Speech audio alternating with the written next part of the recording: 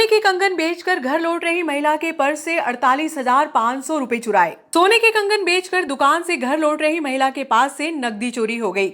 मामले की शिकायत पीड़िता ने मंडी थाने में आवेदन देकर की है।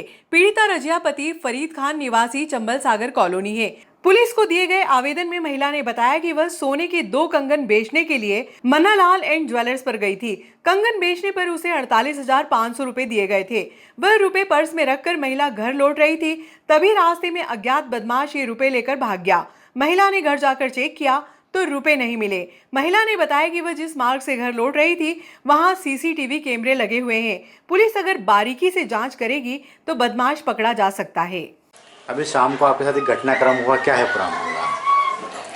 मन्नालाल ज्वेलर्स से क्या से वो कंगन बेच के आ रहे थे, कहीं से लेके 5:15 से 5:30 के बीच में, मतलब घर पे आके देखा ना तो वो चैन खुली ही थी और उसमें पैसे नहीं निकले। लगभग कितनी रकम थी उसके अंदर? 48,500। एक पैसे चोरी का एक मामला सामने आया, क्या पूरा मामला? देखिए, आज शाम की घटना है 5:15 के बीच, लगभग 5:15 से 5:30 बजे के बीच। मेरी पत्नी रजिया खान जो है मन्नालाल ज्वेलर्स के यहाँ से मतलब जो है अपने 2 कंगन बेच के 48,500 रुपये लेकर के अपने पर्स में रख के अपने घर पे आ रही थी, चंबल सागर कॉलोनी नूरानी मस्जिद के पास। और रास्ते में किसी अज्ञात व्यक्ति ने चेन खोलकर ये घटना कर दी और पर्स में रखे हुए पैसे निकाल लिए। इस बात की जानकारी पत्नी को जब लगी, जब वो घर पे आके उसने पर्स देखा तो वो चेन खुली हुई थी और उसमें पैसे नहीं थे। फिर उसने घटना की जानकारी मुझे दी और मैं फिर उसको लेके ज्वेलर्स के यहाँ भी गया। उन्होंने भी अपनी फुटेज देखी। उन्होंने ऐसा कहा कि भाई यहाँ से तो तुम पैसे लेकर के गए हो, रास्ते के ही घटना हो सकती है कि किसी ने निकाल लिए हों, इसमें हम कुछ नहीं कर सकते हैं। और इसके बाद जब मैं मेरी पत्नी को लेकर के पुलिस थाने पे गया, वहाँ पर भी मतलब उन्होंने एक तरह से खाना पूर्ति ही की कि भाई किसी ने निकाल लिए होंगे, बहुत सारी भीड़ है आज के दिन। फिर बड़ी मुश्किल से मतलब जो है उन्होंने एक आवेदन ही लिया और आवेदन पे कहा कार्रवाई करने के लिए, देखते हैं अब क्या होता है। FIR नहीं लिखी है उन्होंने। भाजपा किसान मोर्चा नागदा नगर मंडल द्वारा प्रधानमंत्री नरेंद्र मोदी के जन्मदिन को पखवाड़े के रूप में पूरे देश में भाजपा के विभिन्न मोर्चा के सदस्यों द्वारा अलग अलग तरीके से सेवा कार्य करते हुए मनाया जा रहा है। जिस प्रकार प्रधानमंत्री नरेंद्र मोदी जी ने देश में साफ सफाई रखने हेतु देशवासियों को प्रेरित किया है, उसी कार्यक्रम को आगे बढ़ाते हुए भाजपा किसान मोर्चा ने भी नागदा स्थित प्राचीन तालाब की पाल पर सफाई अभियान की शुरुआत करते हुए प्रधानमंत्री जी के जन्मदिन को सार्थक किया।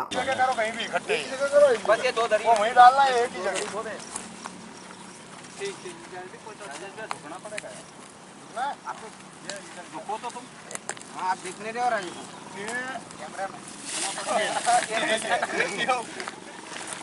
ये भी आ जाएगा, बोल रहे कैमरे में दिखा। जन्मदिन का काम है यार, थोड़ा ईमानदारी से चलो 1 रुपये कमाइए। मैंने बोला था ना कि कुछ उठाना नहीं है।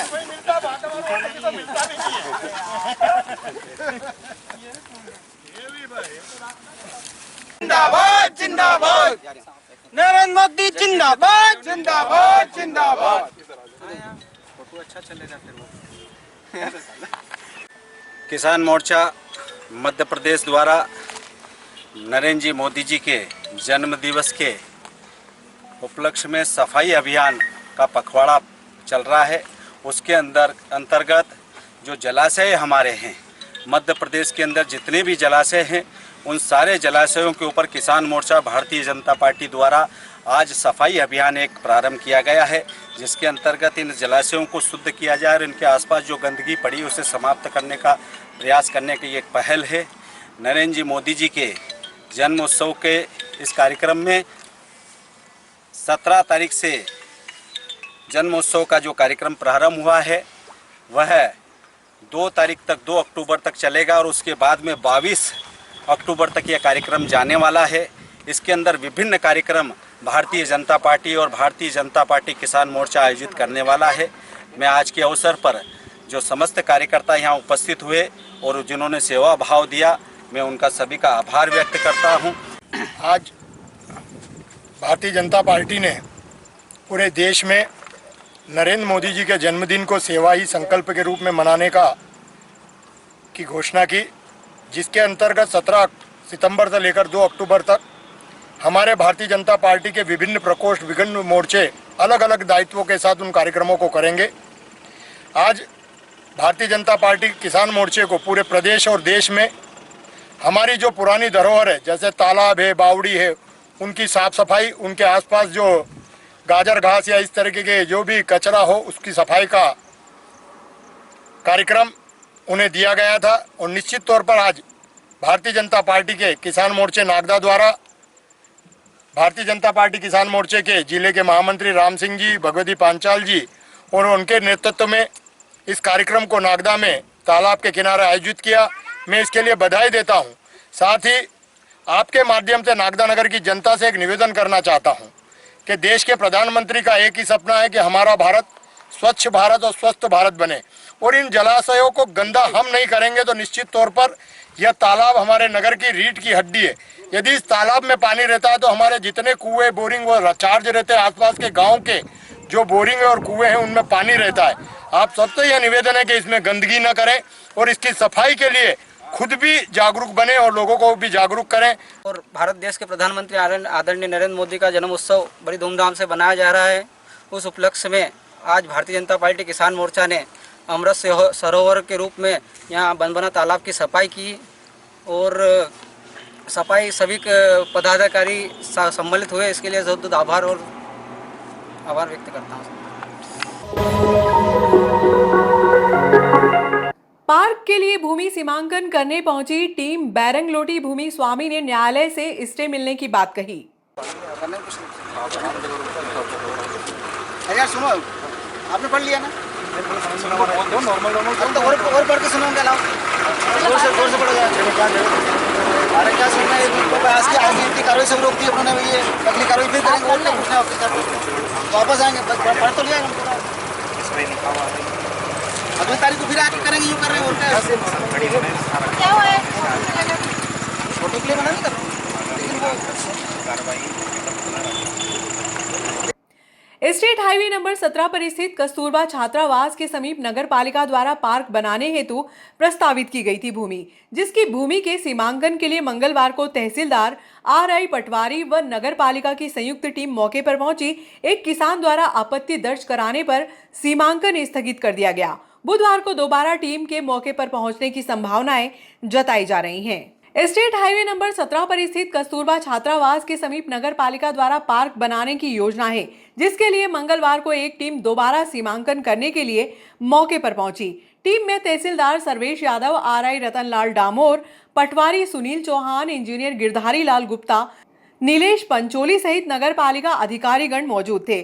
भूमि स्वामी जीवन लाल चंद्रवंशी ने न्यायालय से स्थगन की बात कही, जिसको लेकर टीम ने पंचनामे की कार्यवाही करते हुए बुधवार को दोबारा सीमांकन करने की बात कही। गौरतलब है कि 20 जुलाई 2021 को राजस्व, नगर पालिका व पुलिस की संयुक्त टीम सीमांकन करने के लिए मौके पर पहुंची थी। इस दौरान जीवन लाल चंद्रवंशी अपने परिवार सहित JCB के आगे आकर खड़े हो गए थे, जिसके कारण चंद्रवंशी के परिजनों व पुलिस के बीच तीखी नोकझोंक भी हुई थी। विवाद की सूचना मिलते ही मौके पर भारी पुलिस बल पहुंचा और जीवन लाल के परिवार सहित पुलिस थाने लेकर पहुंचे थे। इस दौरान जीवन पर शासकीय कार्य में बाधा का प्रकरण भी दर्ज किया गया था।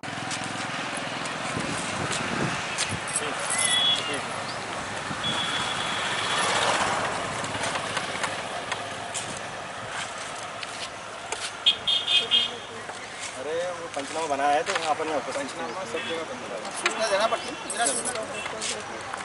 सर, राजस्व की जमीन आज गार्डन की भूमि का सीमांकन करने पहुंची थी, क्या मामला सर? उक्त भूमि का विवाद जो है माननीय न्यायालय के इसमें वाद दायर होने से आदरणीय तहसीलदार महोदय को यहाँ पे भूमि के विवादित स्थल की जांच के लिए कमिश्नर नियुक्त किया था। तहसीलदार साहब के आदेश के पालन में राजस्व टीम आज तहसीलदार साहब स्वयं और हम पूरी नगर पालिका और आवेदक अनावेदकगण सभी उपस्थिति में मौके पे मिलान करने आए हैं। चूँकि ये क्षेत्रफल बहुत लंबा चौड़ा होने से आज हम जो है उक्त विवादित स्थल की जांच या सीमांकन हम आज मौके पे नहीं करते हुए आगामी दिनांक को नियत करके पुनः इसका जांच पड़ताल करके माननीय न्यायालय को रिपोर्ट करेंगे। या आपकी भूमि का सीमांकन करने के लिए आज टीम पहुंची थी यहाँ पे, क्या है मामला? जी, मैंने जब नगरपालिका विवादित भूमि की नगरपालिका मेरी ज़मीन पर अधिकार करने आई थी तो मैंने इसका कोर्ट में सीधा चैलेंज करते हुए चैलेंज किया था। तब माननीय न्यायालय ने मुझे स्टे देते हुए मेरे डॉक्यूमेंट के देखते स्टे दिया था और मैंने वही चैलेंज करके ने आज न्यायालय द्वारा एक टीम गठित करके तहसीलदार द्वारा यहाँ पर आई, जो कि आज नक्की ये लोग नहीं कर पाए।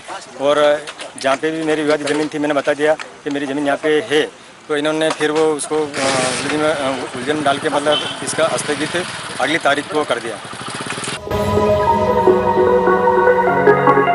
नमो सेवा केंद्र द्वारा महिलाओं को आत्मनिर्भर बनाने के लिए मंगलवार को एक निजी स्कूल परिसर में प्रशिक्षण शिविर का आयोजन किया गया। जिला व्यापार व उद्योग केंद्र के प्रबंधन अतुल बाजपेयी ने महिलाओं को उद्यम क्रांति योजना के जरिए स्टार्टअप तैयार कर 50 लाख तक का लोन प्राप्त करने की योजना बताई। सामाजिक एजेंसियों से आए किरण सिसोदिया ने महिलाओं को डिटर्जेंट बनाने का प्रशिक्षण दिया। ग्रामीण विकास ट्रस्ट से आए अनिल सैनी ने महिलाओं को सोयाबीन से विभिन्न प्रोडक्ट बनाने की जानकारी दी व इन्हें कहां बेचना है ये भी बताया। आपके घर और आपके द्वार आता है। इसका एकमात्र उद्देश्य ये है कि किस प्रकार से हम महिलाओं को आत्मनिर्भर बना सकते हैं। यहाँ पे आपको विभिन्न प्रकार की जानकारियाँ मिलेगी, नए उद्योग खोलने से लेकर सर्फ डिटर्जेंट बनाने तक का।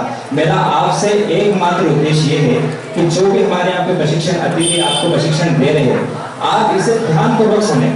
वही आपको चीजें है तो आपको नोट भी कर लें। सभी वक्ताओं का उद्बोधन होने के बाद में हम लास्ट में FAQ मतलब आपके क्वेश्चन और आंसर की सीरीज हम रखेंगे, क्योंकि क्या होता है कि एजुकेशन का माहौल रहता है, कई बार हम यहाँ पे पूछ नहीं पाते हैं, तो उसके बाद में बहुत सारे प्रश्न आप हमसे पूछते हैं, क्योंकि हम भी आपको बता सकते हैं लेकिन एक विशेषज्ञ की बात अलग होती है। तो मेरा आपसे मानना है कि आप अपने प्रश्न का समाधान अगर यहीं से लेके जाएंगे तो आपको एक निर्णायक रूप साबित करेगा। इसी कड़ी में मैं बिना समय को जाया करते हुए सब ये पहली बार इस तरह का प्रयास कर रहे हैं कि इतने सारे विशेषज्ञों को एक मंच पे लेके आए हैं आप सबके लिए।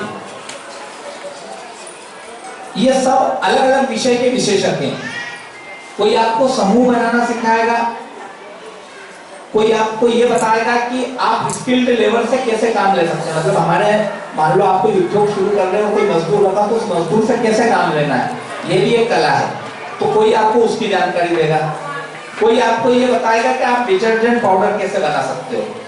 कोई आपको ये बताएगा कि आप आंवले के प्रोडक्ट बनाकर उसको कैसे मार्केट में बेच के अपनी आजीविका चला सकते हो। कैसे आप रुई की बत्ती का बिजनेस खड़ा करके कम पूंजी में और उसको धीरे धीरे आप बड़े स्केल पे ले जा सकते हो। इस टॉपिक पे बात करना चाहती हूँ। राष्ट्रीय शहरी आजीविका मिशन जो केंद्र सरकार की प्रधानमंत्री माननीय प्रधानमंत्री जी की एक महत्वपूर्ण योजना है। समूह महिलाओं के ऊपर महिलाओं को आत्मनिर्भर बनाने के लिए उन्होंने ये योजना प्रारंभ करी, जिसके अंदर अलग अलग कंपोनेंट है जो इसी SHG से जुड़े हुए हैं। अलग अलग कंपोनेंट है, जैसे कि प्रकाश जी ने उन्होंने बताया था कि स्वरोजगार संबंधी, प्लानिंग से संबंधित अलग अलग चीजें रहती है। वैसे ही यहाँ पर जो अलग अलग से यह चीजों को प्रशिक्षण दिया जाएगा, वही चीज हमारी SHG के माध्यम से ही होना है। तो सबसे पहले इसमें SHG का मतलब ये तो मातृशक्ति क्या रहती है कि छोटी छोटी बचत करना सबसे पहले महिलाएं सबसे एक्सपर्ट होती है। कैसे कि पहले के जमाने में महिलाएं क्या करती थी कि चावल के डब्बे में 100 रुपये 50 रुपये ऐसे डालती थी, क्योंकि महिला से अच्छा कोई भी घर नहीं चला सकता, महिला से अच्छा कोई भी बचत नहीं कर सकता। इसमें मतलब किसी को कोई दुराई नहीं होती है कि वो एक्सपर्ट नहीं है। अपने परिवार को, अपनी फैमिली को, अपने बच्चों को सब चीजों से अच्छे से मैनेज कर लेती है। वो भले उसके मिस्टर भले उसको 100 रुपये देख के जाएंगे कि सब्जी लेना है, ठीक है सब्जी लेना है, लेकिन फिर भी वो 10 रुपये उसमें से बचा लेगी। कैसे के लिए आप कहीं न कहीं किसी भी कंडीशन में 10 रुपये की उनको जरूरत पड़ सकती है, क्योंकि उसको पता है ना, पति को देके चला गया पैसे, लेकिन उसको पता है कि 10 रुपये का यूज किस जगह होगा। उसको मालूम नहीं कि कहाँ जरूरत पड़ेगी, शादी ब्याह बीमा कब कहाँ जरूरत पड़ेगी।